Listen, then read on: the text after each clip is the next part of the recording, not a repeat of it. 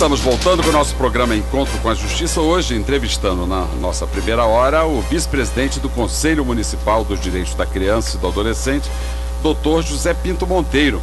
Como o programa é o Encontro com a Justiça, vamos dar algumas notícias sobre o nosso tribunal. O Tribunal de Justiça do Rio de Janeiro está promovendo, no mês de julho, do inverno, uma campanha do agasalho. Então, se você, ouvinte, tiver sobrando aí alguns agasalhos, que você esteja apertado, esteja largo em você, quiser colaborar para agasalhar as pessoas pobres que estão sofrendo nas ruas com esse frio, que ainda não chegou, na verdade, mas vai chegar. Então é melhor qualquer tipo de roupa ou a colaboração que você quiser prestar, será muito bem-vinda. Encaminhe para o Tribunal de Justiça, que o tribunal vai fazer chegar às mãos daquelas pessoas que mais necessitam.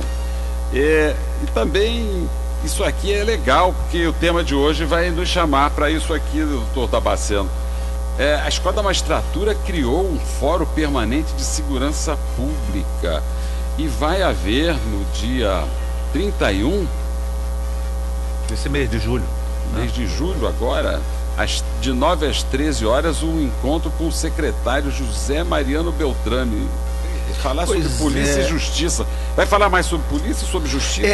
O perigo, essa interseção é necessária. O perigo é começar a confundir o juiz como agente do sistema de segurança pública. E o juiz não é um agente do sistema de segurança pública, ao contrário. O juiz é um garantista da sociedade em face do poder punitivo do Estado. Então o papel do juiz não é de... podia traduzir essa frase? Pois é, essa frase, ela é complicada. Ela ficou perdida no espaço. Parece grego, o ouvinte parece... Vocês me desculpem o juridiquês, mas o que acontece é o seguinte: o sistema penal... Damascenos Papadopoulos. O Estado tem o poder de punir, o poder de encarcerar, o poder de cobrar tributos. O judiciário, nesta relação do Estado com o cidadão, deste poder de encarceramento, de prisão do Estado, o judiciário é um terceiro. Ele é um garantista, ele há de garantir os direitos dos cidadãos, impor a responsabilidade a pedido do Estado, mas ao mesmo tempo garantir os direitos dos cidadãos em face desse poder punitivo do Estado. Se o juiz vira parceiro da polícia, quem vai garantir o direito do cidadão? Eu tenho muito medo dessas confusões institucionais, porque cada um deve ficar no seu quadrado. Fui bem claro agora? Agora gostei desse quadrado, está bem atual, num grego mais acessível. Para os nossos ouvintes que gostam de funk, ficou tudo entendido, tudo esclarecido, cada um no seu quadrado. Maravilha. Doutor Monteiro, uma pergunta aqui do nosso ouvinte Márcio, muito interessante. 25 anos do Estatuto, é o que nós estamos comemorando, nosso programa de hoje está dedicando essa primeira hora a esse tema. E ele pergunta assim: se a criança não tem escola, não tem creche, não tem saúde, não tem família, para que serve o ECA? Boa pergunta, Márcio. E é bom você refletir também. Vamos lá, doutor Monteiro, por que serve o ECA? Brizola, quando ia ganhar numa palestra qualquer, quando tinha uma pergunta dessa, ele ia agradecer a Deus, porque daquele ele fazia uma outra palestra. Mas a questão não é o estatuto, a questão é que a lei existe, mas o culpado não é a lei. A Constituição fala, a Constituição Cidadã, no seu artigo 5º, se ela fosse aplicada, se o Executivo aplicasse, se o Ministério Público fiscalizasse, se o Judiciário também fizesse o seu papel, não teria tido a necessidade de ter o Estatuto da Criança. Como agora aprovaram agora no Congresso do... Está tudo lá no artigo 5º. Então, o Estatuto funciona em alguns estados e funciona muitíssimo bem. Aqui no Rio de Janeiro não funciona. Então a questão não é o Estatuto, a questão é o Executivo. Mas aqui no Rio de Janeiro não funciona. O senhor falou aí que desde 2011 há pendências lá no Conselho. Não tinha um xerife aí que andou buscando aí recursos lá no Conselho, lá do Teslu? Esses recursos foram parar na Suíça. O senhor tem alguma informação sobre isso? Hoje a Veja e o Globo estão fazendo uma investigação paralela muito importante. Hoje, da ordem pública. Hoje o Globo de hoje faz uma exposição muito grave disso aí. E aborda um problema que eu acho que a gente tem que ter a coragem para fazer isso. Nós passamos por secretários de assistência social do Rio de Janeiro que estão sendo investigados há 10 anos, que é o caso do seu Marcelo Garcia. O Marcelo Garcia conseguia proezas de receber a verba para fazer o ProJovem aqui, gastar 11% e achar que tinha cumprido a meta e devolver o dinheiro para algum lugar que até hoje não voltava para Brasília e também a gente não sabe onde esse dinheiro foi parar. Esse homem foi criador de uma ONG que na sua gestão, já não era mais o criador, já tinha saído da ONG, mas curiosamente na sua gestão essa ONG cresceu 4.000% na ordem de receber as aplicações do município. Tudo isso da criança está indo por aí. Tudo isso está sendo investigado. Mas o que eu queria abordar... Isso prova, Monteiro, só um ponto aqui que é importante. Isso prova que o conselho tem que ser independente dos... Tem que ser independente. Ele tem que vai ter como fiscalizar. O conselho hoje, o Conselho do Rio de Janeiro tem uma vinculação forte com a Secretaria de Assistência Social e importante. Nesses 10 anos que eu participo, é a primeira vez que a gente tem diálogo com o secretário, diálogo com os subsecretários. Esse diálogo não tem sido eficiente. E é nesse ponto que eu queria abordar aqui, porque você precisa ter coragem para fazer isso e independência. Como eu sou dirigente de uma instituição que não depende de nenhum financiamento público, a minha instituição é vinculada às empresas, então eu posso falar, porque eu não tenho nenhuma dificuldade de ser mal interpretado. Eles não têm como pressionar. Não tem como me pressionar. Mas o importante que a gente falar é o seguinte: o segundo escalão desses governos, eles não mudaram depois que passaram por lá 4 ou 5 secretários. Uns tinham muito interesse, outros menos interesses e outros interesses que estão sendo investigados. Tá certo? Mas o segundo escalão, aquele grupo que é a pessoa que carrega, nós costumamos chamar lá internamente de massagistas de processos, né? Porque eles levam o processo de um lado, acaricia, traz para cá e o processo, se você olhar, ele tem 200, 250 páginas, mas de conteúdo mesmo não tem 30. As outras 200 páginas é só de encaminhamento de lá para cá e de cá para lá. De forma que nós temos que ter a coragem de fazer essa investigação, descer a esses níveis do segundo escalão da Prefeitura do Rio de Janeiro e do Governo do Estado do Rio de Janeiro, que são essas pessoas que estão interrompendo. Essas coisas foram levadas ao conhecimento do Ministério Público? Esses fatos? Sim.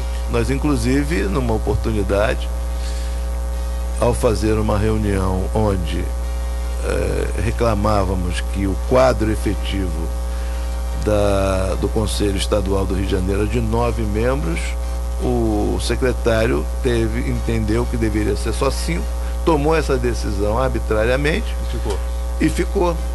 E desses 5, 4 eram cabos eleitorais e que não apareciam no Conselho. Então nós fechamos o Conselho e esse Conselho, depois o Ministério Público permitiu que fosse arquivado esse processo. Então, ouvintes, dá para perceber que a dificuldade de gestão, a dificuldade de administrar um órgão com uma finalidade tão importante como essa, passa por canais difíceis. Eu, por exemplo, estou hoje aqui com a dificuldade de exercer a minha função para a qual eu vim de moderador, porque o programa está muito vivo, está muito candente. Não tenho que moderar, né?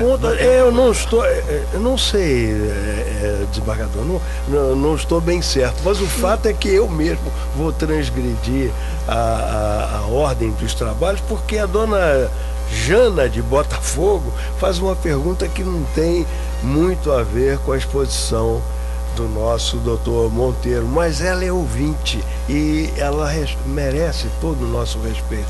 Então, por isso, dona Jana, eu vou dizer, olha, o telefone mesmo é 3572-0760.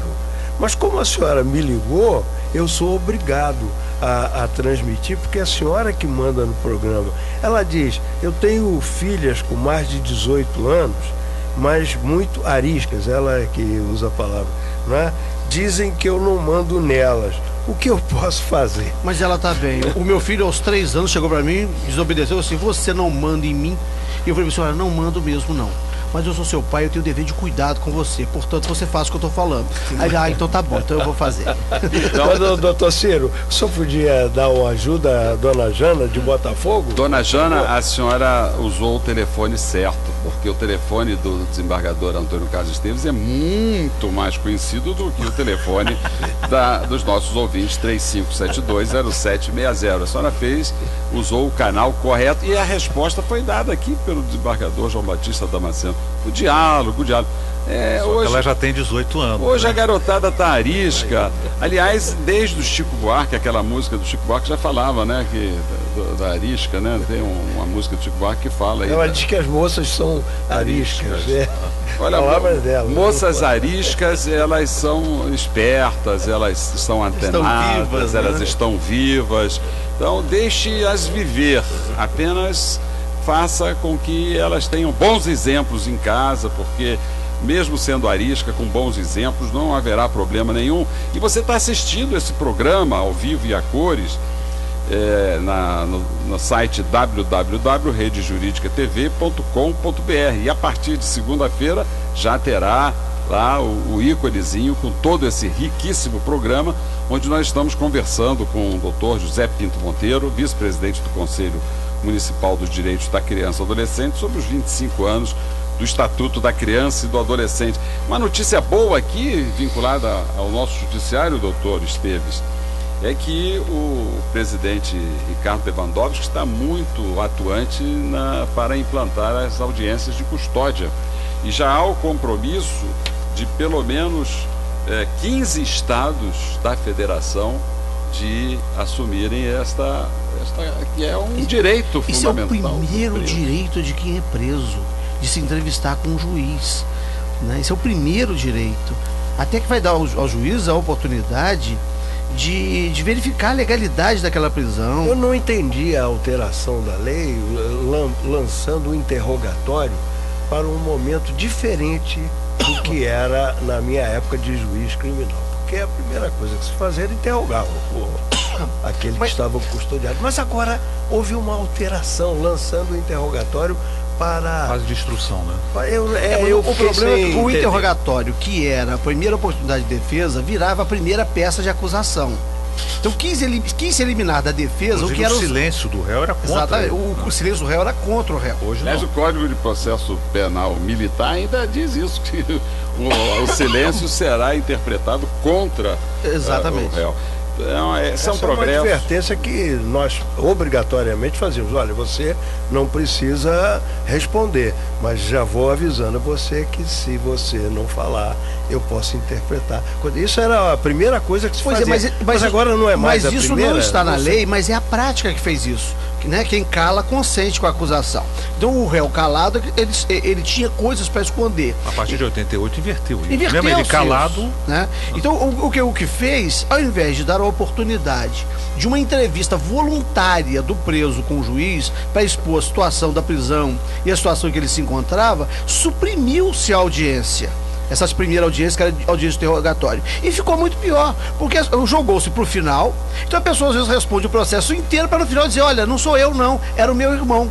Né? Foi o que eu imaginei, mas como eu já não funciono na área penal há muito tempo, podia ser que houvesse uma razão. Então eu estou indagando a quem mais engenho e arte possua para dizer. Não atuou na área criminal e nem foi preso. Nós estamos aqui concluindo o nosso... Seria uma injustiça. Estamos concluindo aqui a primeira etapa do nosso programa, onde entrevistamos o Dr. José Pinto Monteiro, e eu queria dar a palavra ao nosso vice-presidente do Conselho Municipal dos Direitos da Criança e do Adolescente para falar em poucas linhas aí para os nossos ouvintes sobre o que mais está sendo programado para comemorar os 25 anos do Estatuto da Criança e do Adolescente, agradecendo esta entrevista riquíssima que o senhor deu aqui para os nossos ouvintes da Manchete 760.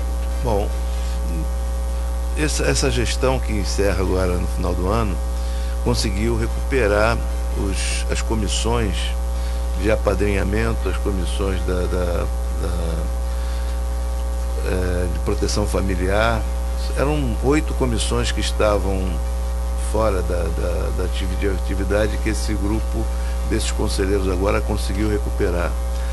Nós também vamos comemorar muito o fato de termos estabelecido uma parceria com o Instituto Pereira Passos e finalmente vamos ter a primeira vez na história do município do Rio de Janeiro um diagnóstico, porque falava para os senhores aqui de 40 instituições e são sempre as mesmas instituições, quer dizer, as instituições que ficam na zona oeste do Rio de Janeiro, sobretudo aquelas de Santa Cruz e Guaratiba, não tem acesso nenhum a essas verbas. São as mais necessitadas. São as mais necessitadas. E me lembra muito a história do caranguejo, né, do Pavãozinho. E esse acordo de cooperação técnica que firmamos com a Eduarda Larroque fez com que a gente pudesse produzir esse diagnóstico e mostrar para a cidade aonde a gente tem que realmente atuar. Os conselhos. Doutor Monteiro, então, só para fechar rapidamente, o que falta no conselho, então, é autonomia. Falta autonomia e gestão. Para cobrar, para fiscalizar. Falta também gestão. Gestão que a gente está tentando imprimir agora. E só para concluir essa questão desses avanços que a gente fez, nós também criamos uma relação muito estreita com a Receita Federal para saber aonde está esses recursos, né, para que a gente possa fazer a orientação. E, tem que seguir o dinheiro, não o homem. Né? E também eu queria relatar aqui e agradecer a presidente Vitória do Conselho Regional de Contabilidade do Rio de Janeiro, que está fazendo um trabalho magnífico conosco. E pelo menos 12 mil empresas do Rio de Janeiro, aquelas empresas que estão inscritas no lucro real, este ano vão direcionar os seus recursos automaticamente para o Fundo da Infância. Então, nós temos uma expectativa de ter uma arrecadação muito grande no final do ano e que a gente precisa estar mais organizado para poder distribuir mais justamente. Agradecendo o doutor José Pinto Monteiro, anuncio agora o Jornal 760 com a apresentação de Enio Paz e voltamos em seguida com um encontro com a Justiça, entrevistando a delegada Jéssica de Almeida, diretora da Cadepol.